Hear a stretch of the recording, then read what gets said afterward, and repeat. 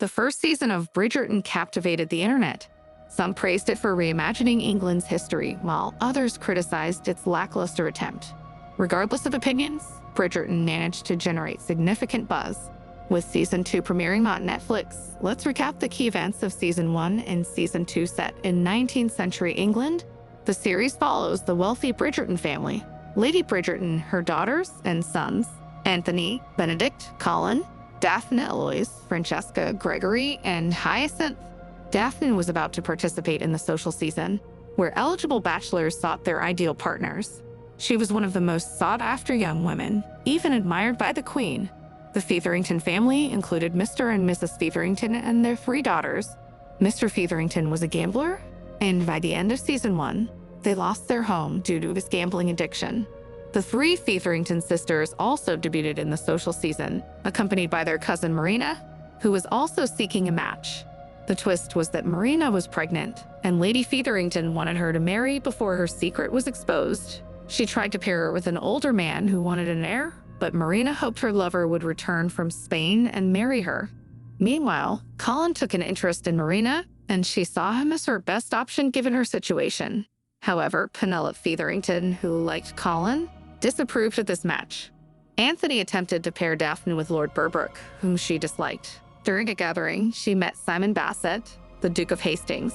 Daphne wanted to avoid proposals, and Simon had his reasons for staying single, so they decided to pretend to be a couple throughout the season.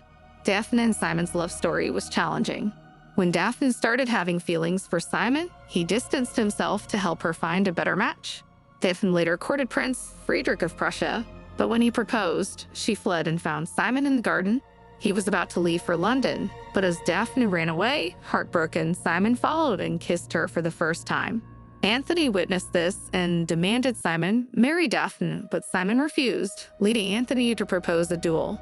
When Daphne realized their kiss was also seen by Cressida Cowper, she knew the duel had to be stopped to save their reputation.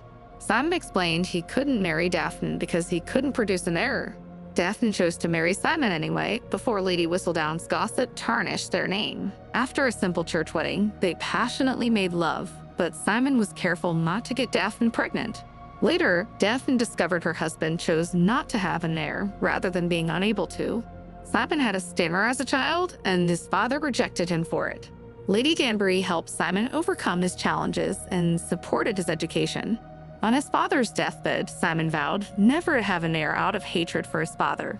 This truth created a rift between the couple, but they reconciled after understanding each other's perspectives. They eventually had a son and lived happily ever after. The gossip column, which didn't shy away from sharing private details of prominent English families, was disliked by many. The Queen also wanted to uncover Lady Whistledown's identity. One curious individual was Eloise, who surprisingly collaborated with the Queen to unveil the gossip monger. At the end of Season 1, the audience learned the truth, but the characters remained unaware.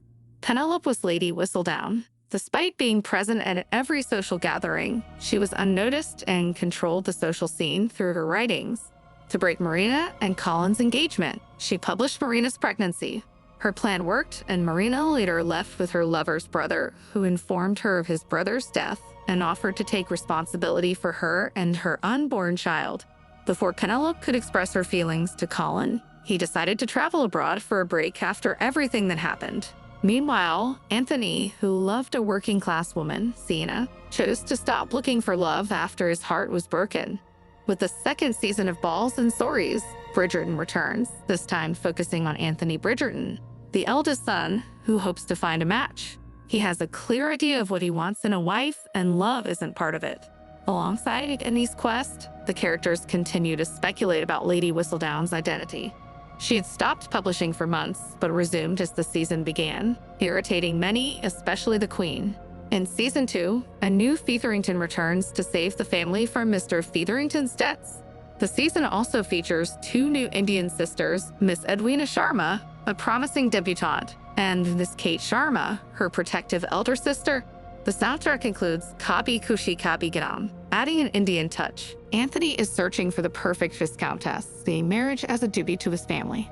His wife would bear children and manage the household, with a bit of intellect being a bonus. The death of his father, Edmund Bridgerton, deeply affected him, leading him to take on family responsibilities. He learned that losing a loved one is painful and thus kept his distance from people to avoid hurting them if something happened to him. As Anthony looked for a match, Eloise was anxious about debuting this season. She preferred reading books over attending social events. Mrs. Bridgerton believed Eloise was of marrying age and hoped she would find a partner. Eloise found comfort in Penelope, who struggled to keep her secret from her best friend.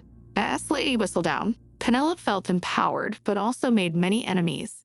Through her gossip column, she tried to impress Eloise, who was losing interest due to a lack of fresh perspectives. Lady Whistledown pressured the Queen to announce the season's diamond, the woman chosen as the best by the Queen. A wrong choice could damage the Queen's reputation, so she chose Miss Edwina Sharma, trusting Lady Danbury's endorsement. The Sharma family, hosted by Lady Danbury, had returned from India. Lady Mary, the Sharma sisters' mother, sought Lady Danbury's help for her daughter to participate in the season. Miss Edwina Sharma was a sweet young girl who relied on her sister Kate for guidance.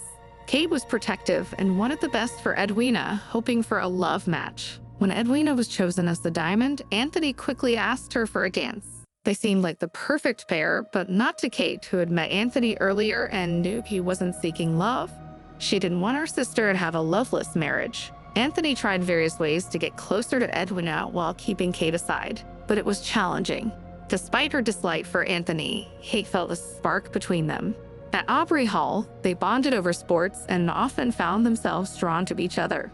They were both strong-willed and committed to their family duties. Their attraction was undeniable, but they were determined to fulfill their responsibilities.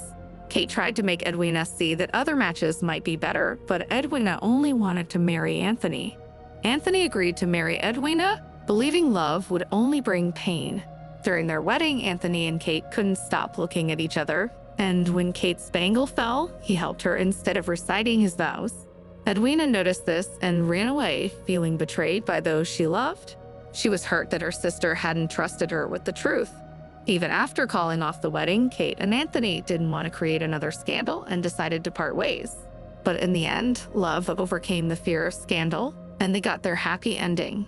While most are still unaware of Lady Whistledown's identity, someone close to her discovered the truth.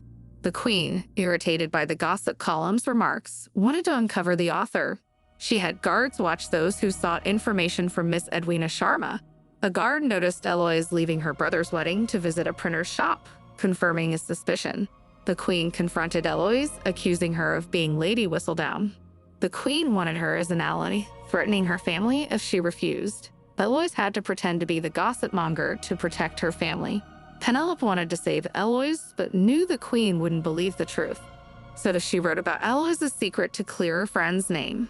Eloise had met Thorne Sharp at the printer's shop, and they shared similar views. They bonded over books, and Eloise was attracted to him.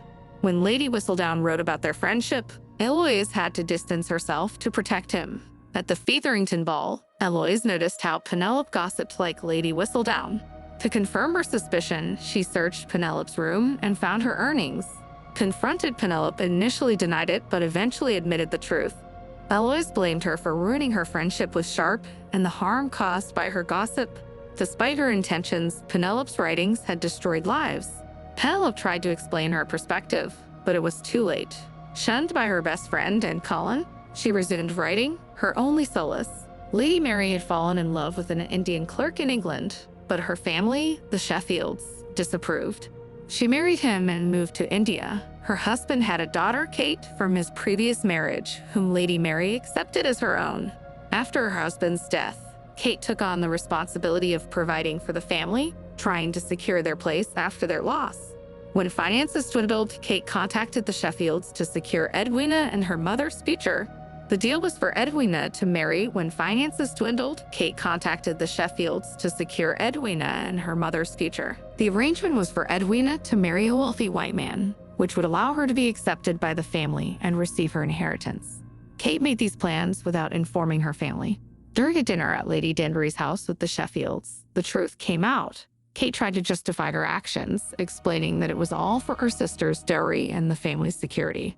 However, the Sheffields continued to show disdain for their daughter for marrying outside their social circle and made disparaging remarks about Kate's background. Upon learning the truth, Anthony decided to call off the wedding. It wasn't because he cared about the dowry, but because he saw it as a valid reason for society to accept the cancellation. He realized his feelings for Kate and saw this as an opportunity to avoid the mistake of marrying her sister. But when Edwina expressed her strong desire to marry the Viscount, Kate urged Anthony to reconsider, and he did. Not all hope is lost for Edwina as both Lady Danbury and the Queen take her under their wing. It seems likely that she will return in Bridgerton Season 3 with a possible match with the Prince of Prussia, seen in Season 1 and 2. Season 3 might feature Eloise in a prominent role. Her rebellious nature is well loved, but whether the story will align with To Sir Philip with Love by Julia Quinlan remains to be seen. The mystery of Lady Whistledown continues, but there is concern about how spiteful she may become as she faces increasing scrutiny from society. Hopefully, the story will avoid becoming repetitive and maintain its fresh appeal. Thank you for watching this recap of Bridgerton. If you enjoyed the video and want to stay updated with more recaps and insights on your favorite shows, please like and subscribe to Rush Recap. Don't forget to hit the notification bell so you never miss an update.